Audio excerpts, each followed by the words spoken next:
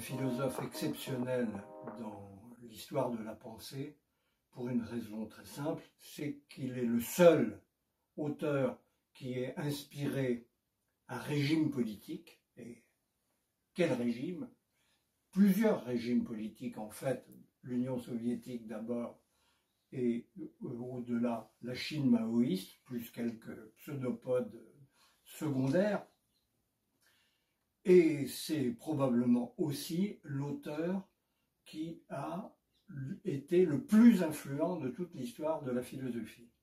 Le seul philosophe, au fond, dont les thèmes, non pas forcément les écrits, ont touché un public de masse et touché tous les milieux sociaux, y compris, ce qui est exceptionnel, les milieux défavorisés, les prolétaires. C'était pas le public majoritaire de ses œuvres, mais il en faisait partie.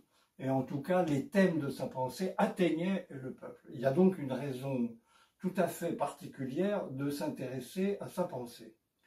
Or, le Marx philosophe est bizarrement le Marx le moins connu en regard du Marx politique, évidemment, auquel on a fait dire beaucoup de choses qui ne sont pas dans sa pensée, à mon sens, mais peu importe, puisque c'est sa pensée que nous examinerons, et le Marx économiste, au fond, l'homme qui a rompu avec la tradition philosophique. D'où la question qui sera celle de cette série d'analyses. Est-ce que Marx lui-même n'a fait qu'interpréter le monde sans vraiment le transformer? Oui, il a eu un impact. Donc à ce titre, on peut dire qu'il a fait quelque chose qui relève d'une transformation du monde.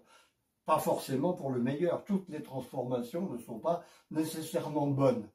Mais il a, d'autre part, été un philosophe assez classique en réalité. Et ce que je me propose de montrer, c'est à quel point, contrairement à une image qui voudrait que Marx ait rompu avec la tradition philosophique en opérant la conversion de l'idéalisme qui aurait été la marque distinctive de toute l'histoire de la philosophie, disons depuis Platon, au profit d'un matérialisme d'un genre spécial, comme on disait dans ma jeunesse, un matérialisme qui n'est pas vulgaire, comme le matérialisme banal qui traîne partout, qui répond à tout simplement des évidences de l'existence quotidienne. Est-ce que ce matérialisme en fait un auteur à part qui permettrait de faire l'économie de l'histoire de la pensée dans laquelle il s'inscrit? Je crois que non.